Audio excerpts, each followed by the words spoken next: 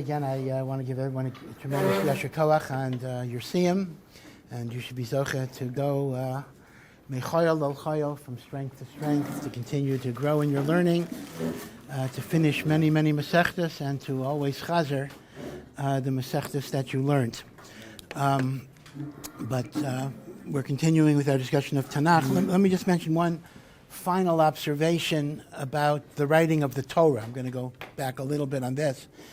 And I hesitate to mention it, but I'll mention it because some people, both in Or Sameach and outside of Or Sameach, have asked me this question. They came across something. Obviously, in everything I've said about the description of the Torah, I've said over and over and over again that every single word of the Torah and every single letter of the Torah was dictated by HaKadosh Baruch Hu. We discussed when it was written and which times, which events. We discussed that. But the bottom line of everything was every letter Hashem dictated to Moshe, with the possible exception of the last 8 verses of the Torah, which may have been written by Yoshua, but even according to that, it was dictated by God. And if you remember the Vilna Gaon says that the most Yoshua did was divided into words, but Moshe did write the unbroken sequence of letters. Now, this is the yesod of the Rambam. The Rambam says in many, many places that it is a foundation of faith that every letter of the Torah was dictated by HaKadosh Baruch Hu, and anyone that says Moshe or anybody else added anything to the Torah is a heretic. This is apikorsis. This is kefira. Now, the truth of the matter is I would just stop there because as far as you need to know, that's all you need to know. However, there's always a little bit of a however, and that is there are a few Rishonim, among which are the Ibn Ezra, and even people a little later than the Ibn Ezra, of Yehuda HaChassid, who actually do say that it is possible that there were things that were added to the Torah of a non-halachic nature, meaning nobody says there was any detail that was added, everything is from Hashem. But there are some opinions that say that certain narrative phrases may have been added later. And let me give you one example of what the Ibn Ezra focuses on. If you look at the end of Parshas Vayishlach, the end of Parshas Vayishlach gives a whole yichus of Esav, all of the yichus of Esav. And it goes into many, many generations. And then it says, the following are the kings of Edom is Esav, who ruled before there was a king in Israel. Meaning Esav had 8 generations of kings before we had our king. Now, here's the question. Our first king was Shaul HaMelech. So what the pasuk is saying is, I'm giving you a list of kings who ruled before we had our king. But if you go with the traditional understanding that every part of the Torah was dictated by God to Moshe, and Moshe wrote it, then how could Moshe be writing about the list of the Edomite kings who ruled before we had our king? When he's writing that, we didn't have our king yet. So the Ibn Ezra concludes, or at least, I shouldn't say he brings as a possibility that these types of historical lists may have been added later. Now, now it doesn't say by whom and whatever, but I just want to point out that the Rambam absolutely rejects this, and the Rambam considers this apikorsis and kefira. I wouldn't even have brought this up, but I do bring it up because you might hear something about these mysterious Ibn Ezra. So just be aware that the Ibn Ezra does acknowledge the possibility of post-Mosaic additions to the Torah, but under no circumstances do they pertain to mitzvos or halachos or commandments. There is no one that says they were added later. All of these were given to Moshe Rabbeinu and inscribed in the Torah al pi Hashem.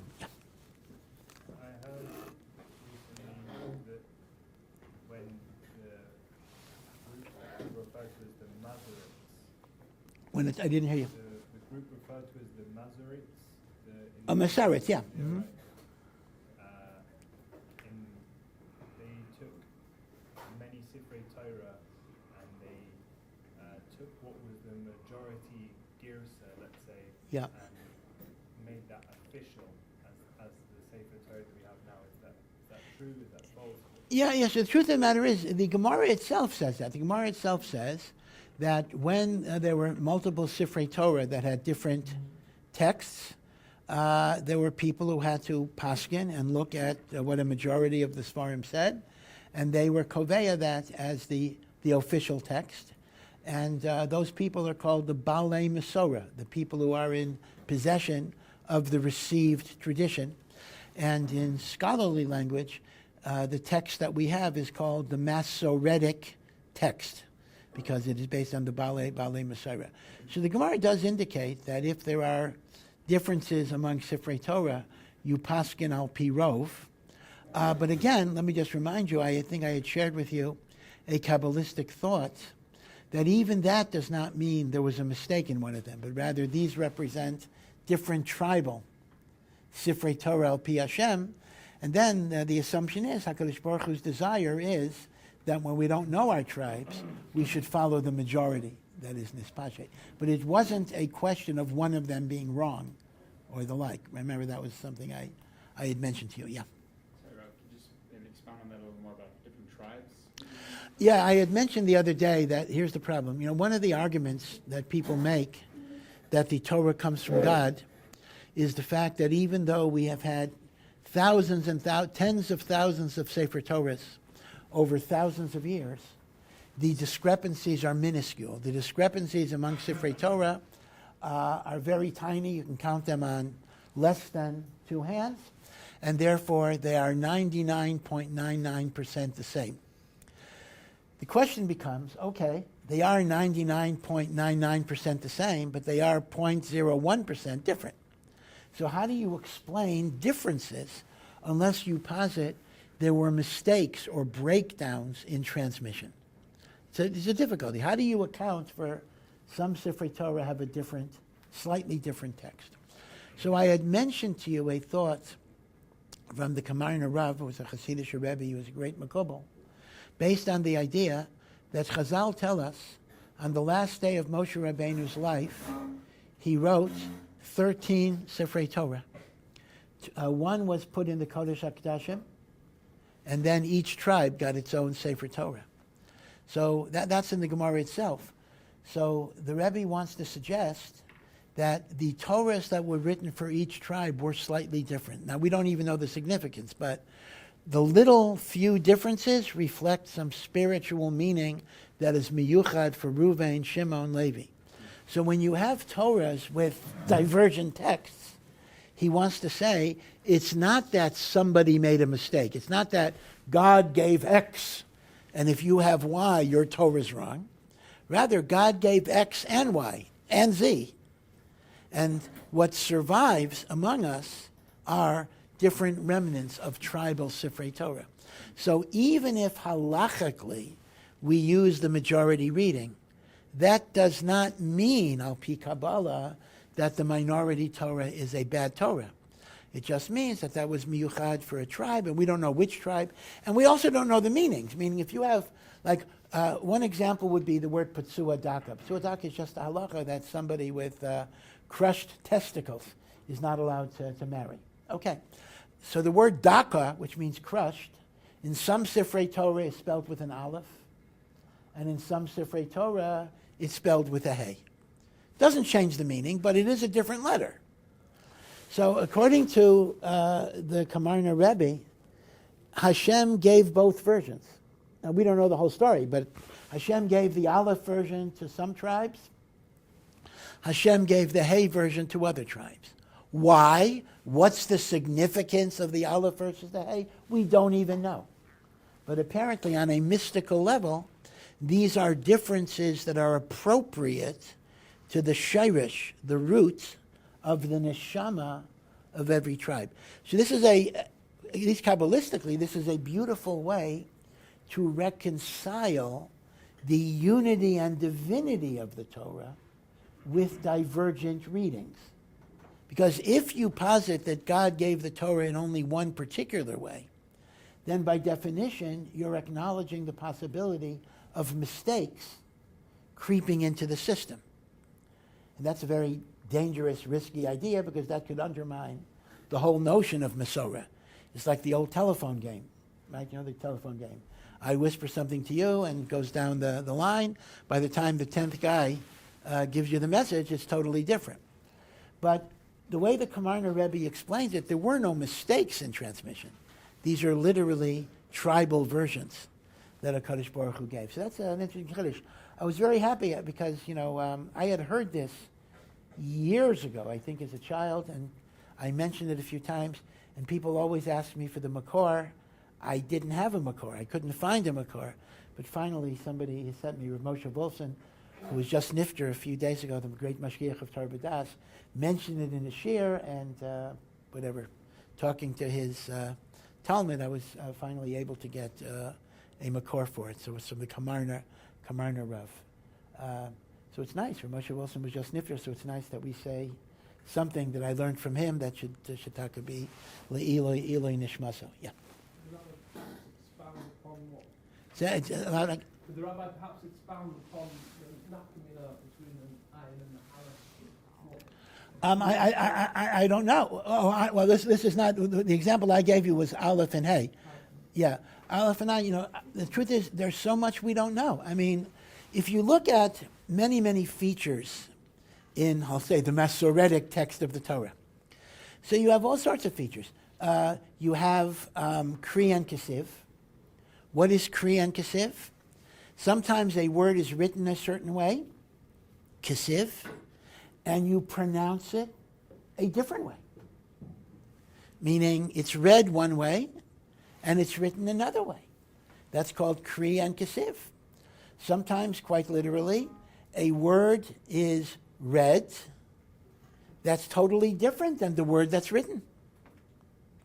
Right? Now, where do you get that? Now, a secular Bible scholar says, this was a mistake. Somebody wrote the wrong word. It got corrected.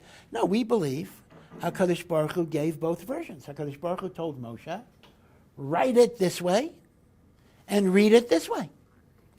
Now, you ask me why. I don't have a reason always. Now, sometimes the Gemara has a whole machlokas. When you darshan halacha, right? If you learn Masechah Sukkah, so you know this.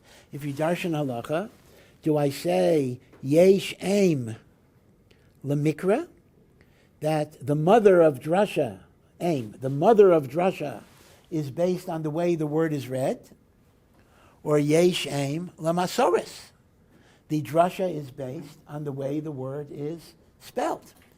So sometimes we actually have drashas, but a lot of times we don't. Most of the kris and the ksevs, we have no hint. You have big letters and small letters. Some letters are written extra big, and some letters are written extra small. The Aleph of Vayikra is written small. Echad, Hashem Echad, in Shema, the Dalet is written big. The Ayin of Shema is written big. So you have Kri and Kesiv.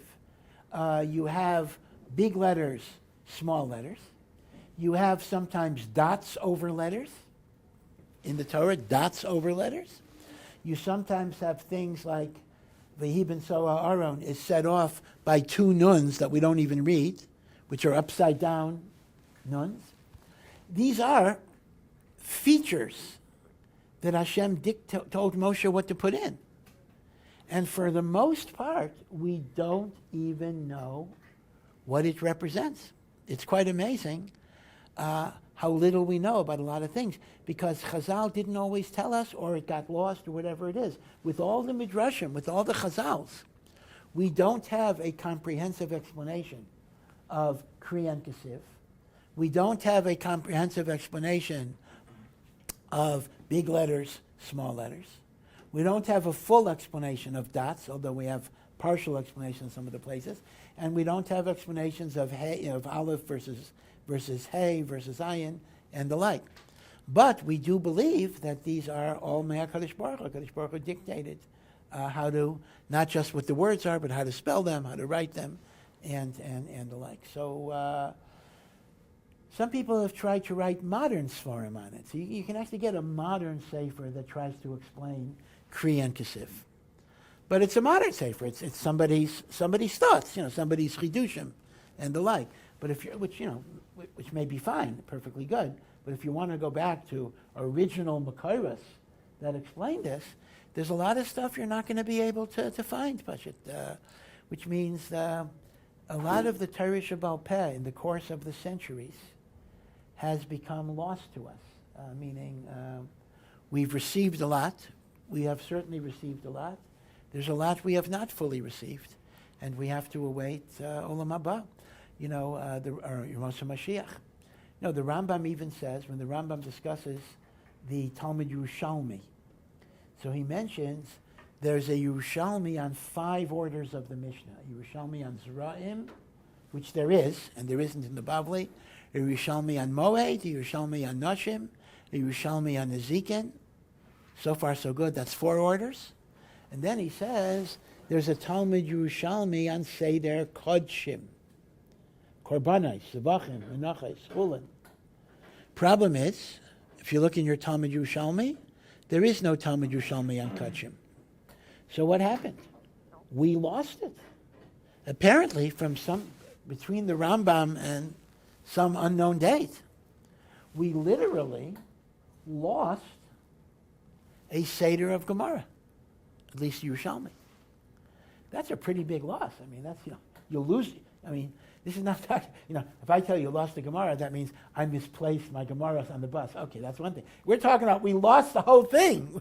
We lost Bava Kama, we lost the Masechta. Not a Gemara Bava Kama, we lost the Gemara itself. So that's quite amazing, but it highlights in a very dramatic way that we have lost many Chalakim of Torah. There are many Midrashim.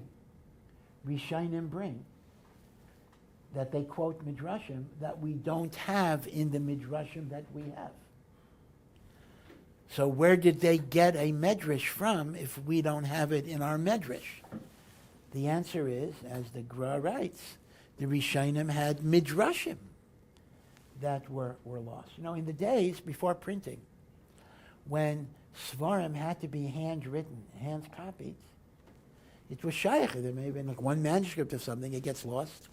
So, I don't want to digress too much. I think I mentioned to you the story that around 150 years ago, I don't have the exact date, there was a rabbi who claimed that he discovered the long-lost Yerushalmi, partial at least, on Seder Kodshim.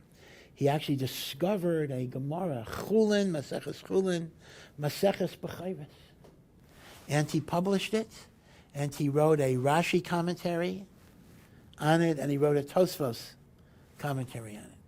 And he actually had Haskamos of Gedolim that said, an amazing thing, what a simcha. We rediscovered 2 Masechtas of a lost Yerushalmi. That's a big deal.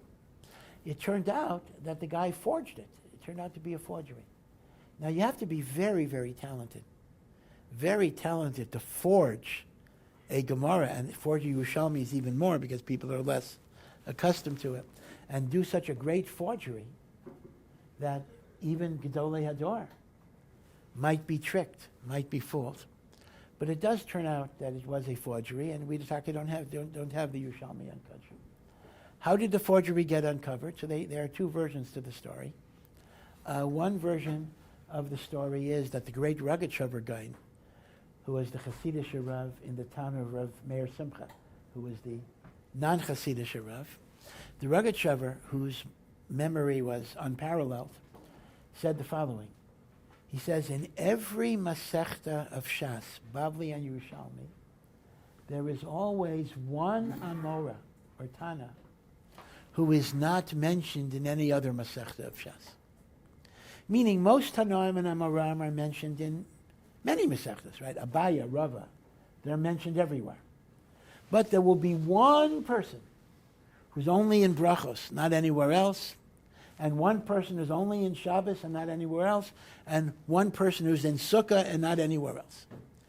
So, and this is true in Bavli and Yerushalmi.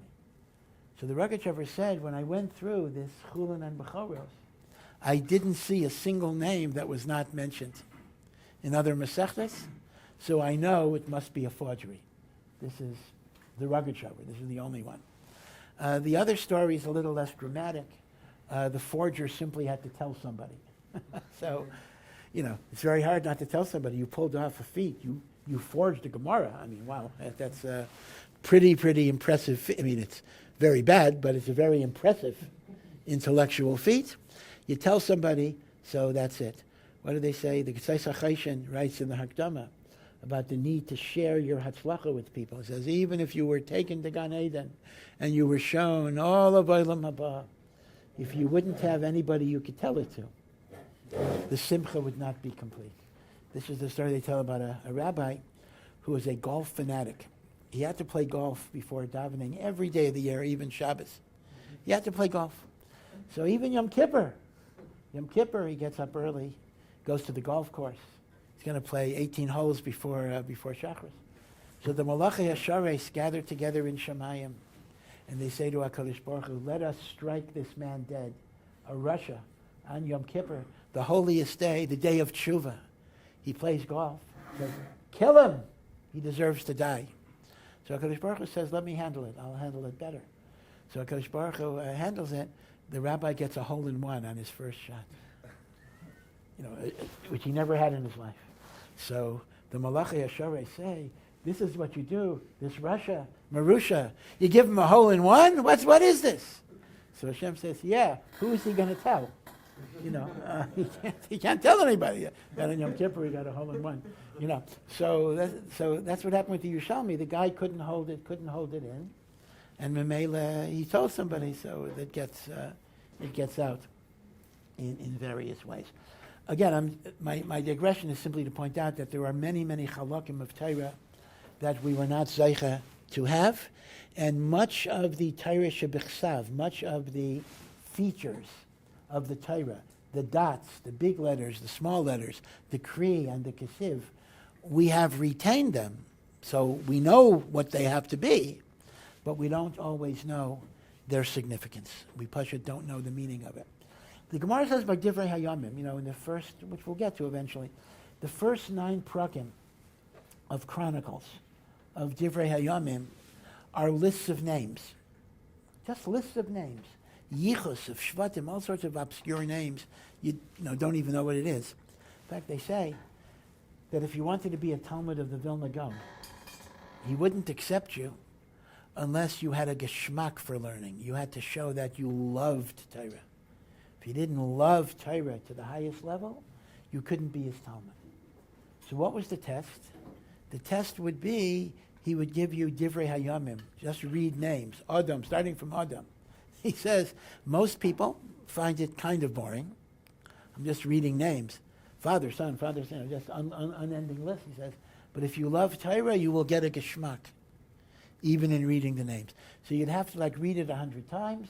If you were bored by the 100th time reading lists of names, your cheshek for Torah is not strong enough. That was the cheshek of Torah. So the Gemara says that all of these names in Divrei Hayamim really have hidden meanings. They are nicknames for certain spiritual ideas. And it mentions that between one pasuk and another pasuk, which is a repeat, there's 20 psukim and then the pasuk is repeated. He says, we had so many drashas that would have been scores of donkeys would have baskets carrying all the drashas on these psukim. Meaning on 20 psukim, there were thousands and thousands and thousands of pages of drashas. And we don't have any, we have a tiny bit. Maybe we have in the Midrashim 0.5% of what those drashas were. So it's a chaval, as Baruch Hashem, as much Torah as we have. And Baruch Hashem, we do have a lot of Torah, so we have enough to keep us busy our whole lives and more.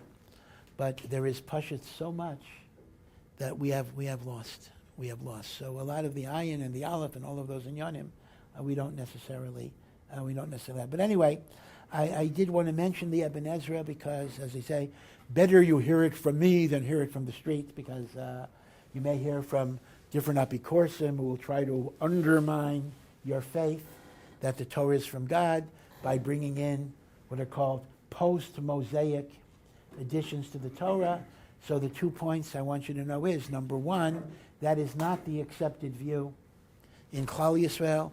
The accepted view is the Shita of the Rambam. But number two, and this is equally important, even like this very minority view, that certain things were added later, these are not matters of halacha or mitzvah. These are matters perhaps of narration or historical updating. The Rambam rejects even that. The Ibn Ezra at least acknowledges the possibility that perhaps that was the case. Okay, but as I say, the Rambam does not accept that at all. And again, the mainstream shita that we're noyeg in Klal Yisrael is the Rambam's view that every letter of the Torah was dictated by HaKadosh Baruch Hu, other than, as they say, well, everything was dictated by HaKadosh Baruch Hu, but to Moshe, other than the last 8 psukim, which is still dictated by Hashem, but perhaps, like one Mandi Amar, it was to Yehoshua, which puts Yehoshua in a very, very unique role. I mean, Yehoshua, in a sense, is the only human being who kind of was a shtickle partnership in the Torah Hashem. In other words, the Torah would be like this opinion, 99.999999% Hashem to Moshe. Yehoshua had a shtickle tail end in that, yeah. In the Shita of the Ibn Ezra, Yeah. even these later editions, would they have been dictated by Hashem or? So this is a very, very interesting question, meaning if you were, and again, this is not the mainstream view at all, but if you were to posit that things were added at a later date. So the question is that still al pi Hashem, or was that through Ruach HaKodesh, or some other process? Not entirely clear. The easiest would be, or at least the one that gets it closest to the hashkafa of the Rambam, would be that was also al pi Hashem, but a little later. But it's not clear. It's not borer that that's what they're saying. They might even be positing a human intervention, as long as it did not interfere with the divinity of the revelation of the mitzvot, and the like. Yeah. How the Rambam reconcile the different letters. And another rabbi said, he brought the Rebbe, Siddish Rebbe, who said each shaver was given slightly. Yeah. So I'm yeah. sure there's a view that every single shaver was given the exact same Torah. Sure. Perhaps the Aleph to the Hayes was perhaps through human error in software. At the end of the day, they didn't have technology, but we have halakhic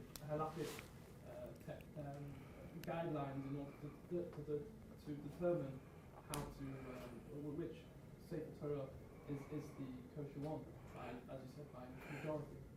Yeah, you're correct. I mean, listen, the Kamana Rebbe's Chiddush is a big Chiddush, although I like it because it avoids the implication of mistake. But you're right. I mean, the simple pshat is errors, some errors were made in transmission, and therefore we needed a halachic mechanism for the resolution of error, and the halachic mechanism was following the majority. I mean, that's 100%. I mean, that is the pashut pshat. And through Hashgacha, one could say that it turned out the one we have today, is the original one that was given at Har Sinai through the mechanism Hashem gave in order to reconcile our Torah back. Again, I think that's perfectly legitimate. That Hashem created rules which will result in HaKadosh Baruch Hu's hashgacha, that things will turn out right. Even though logically there would be no guarantee, but this is how HaKadosh Baruch Hu arranges the world. I think that's just the raya that shows that it's a nevuah in the Torah. Yeah. We have the Hashem says that people should remain few in number. That's correct. That's correct. The Rambam will learn that those things are just nevuahs, that the Torah refers to future events that haven't happened yet, and therefore you can't use those psukim as a raya that something wasn't written down until later. Yeah, in Echanami, because we believe anyway that in the Torah, at least indirectly, every future event is merumas, sometimes more explicit, sometimes less explicit. Yeah, Echanami. So that would be how the Rambam would understand it and the like. Of course, there's another interpretation the Ibn Ezra himself gives, that when it says, these are the kings of Edom before there was a king in Israel, the king in Israel is Moshe Rabbeinu. Moshe Rabbeinu was called the first Melech. And therefore it's simply saying, these are the kings before Moshe. And it's not referring to Shaul or David. Right? So there are different ways of interpreting it. But it's a live controversy. I mean, it's an interesting thing, because those who want to claim the Torah was written over time, this is standard biblical criticism, they'll point out all sorts of things.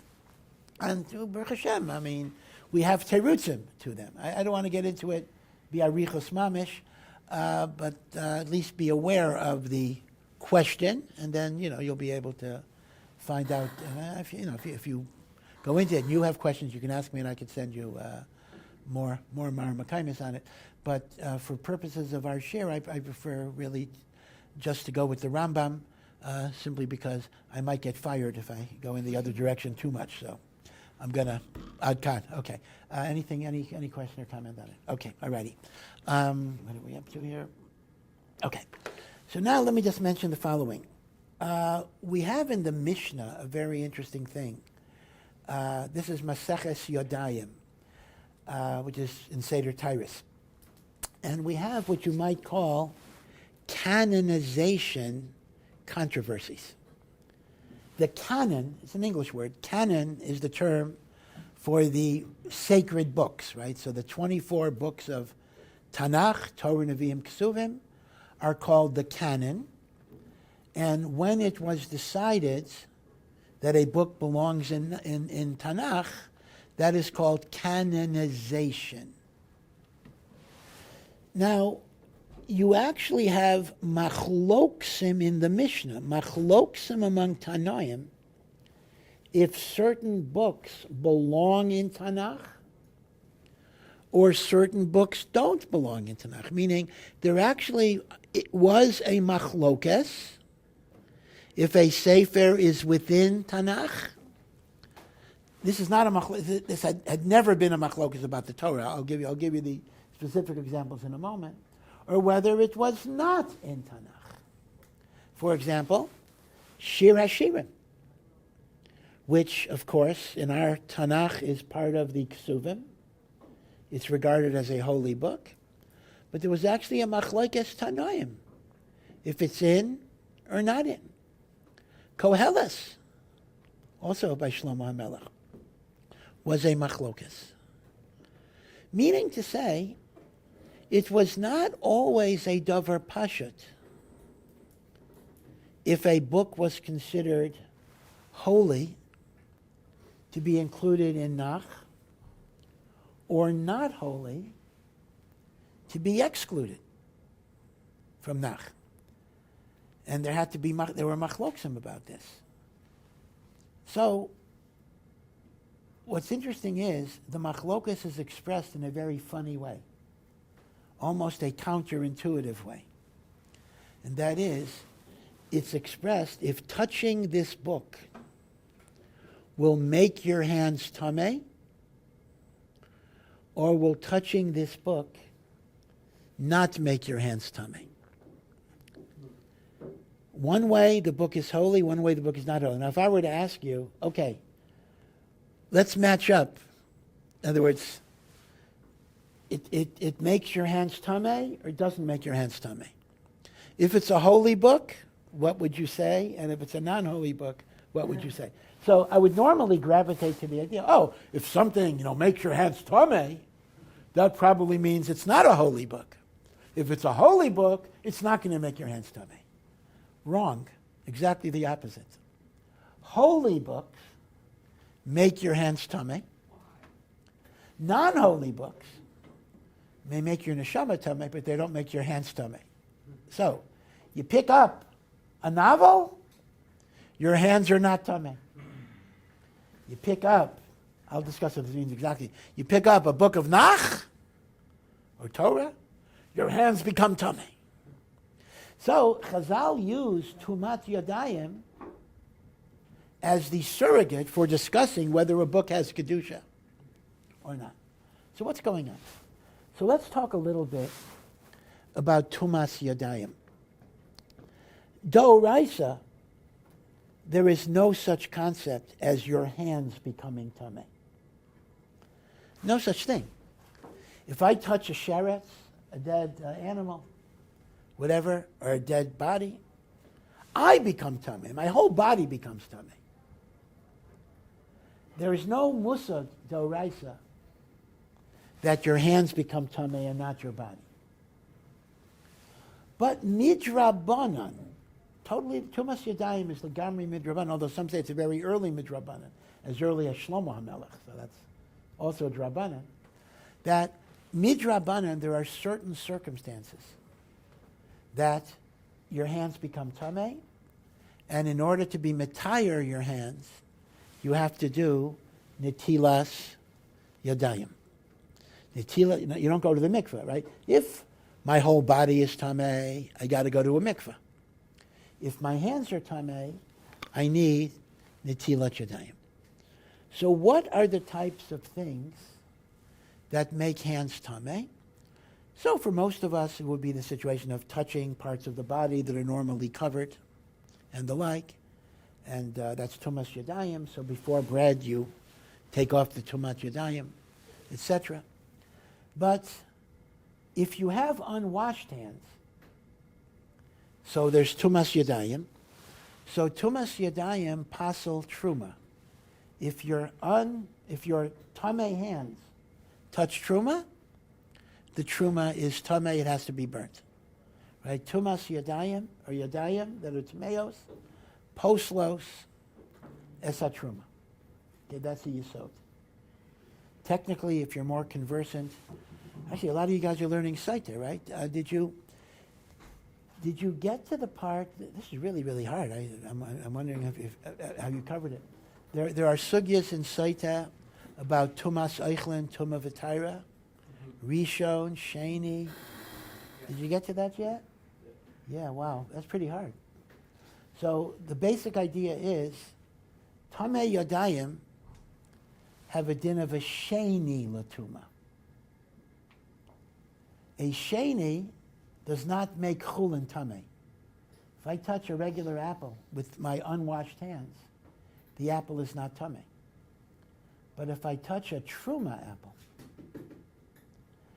a truma, we go all the way to shlishi, and therefore the sheni makes it a shlishi. So by truma, see, when it's chulin, I only have to wash my hands for bread. We'll discuss why that is. I don't have to wash my hands before I eat fruit or vegetables. But if it's truma, you have to wash your hands before you eat anything of truma. And indeed, you have to wash your hands before you even touch truma.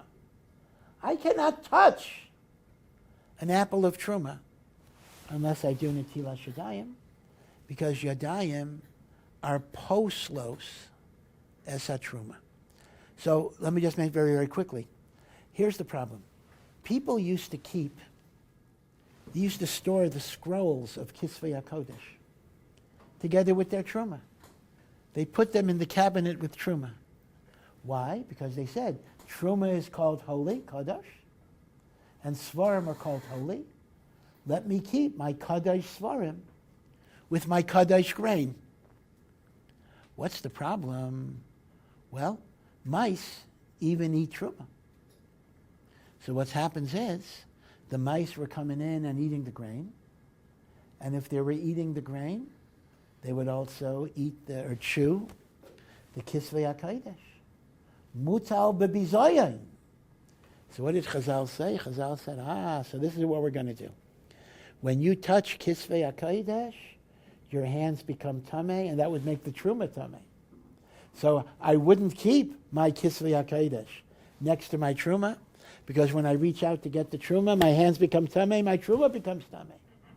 In other words, tumas yadayim was a way to keep, or tumas Kisvei HaKodesh rather, was a way to keep the Kisvei HaKodesh away from the truma. So if you put your John Grisham novel with the grain, we don't really care. Let the mice eat it. It'd be better, right? So it's not mitamei v'yadayim. So this is where you get the counterintuitive idea that when Chazal say mitamines yadayim, that's not a chisaron, that's a maila. Mitamines doesn't mean something is bad. It means something is kadosh And that's why they were gozer tumas yadayim. When something is not kadosh, it's not metame yadayim because we don't care where you keep it. Okay? So next time we're going to discuss the different machloksim in the Mishnah, which svarim are kisvei HaKadosh, which not. Meaning it wasn't a done deal that what we have in Nach was always makubal that way. There were different shitas that had to be paskin, lahalacha. What is nichlal and kisvei HaKadosh?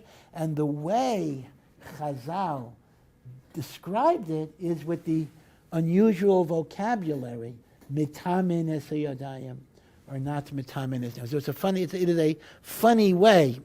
And they don't simply say kadosh or eino kadosh. They use tumas yadayim as the surrogate for that thing. Okay, so we'll invite you tomorrow. Thank you for listening to this Post-Mosaic production. To find out more and to partner in our mission, please visit ohr.edu.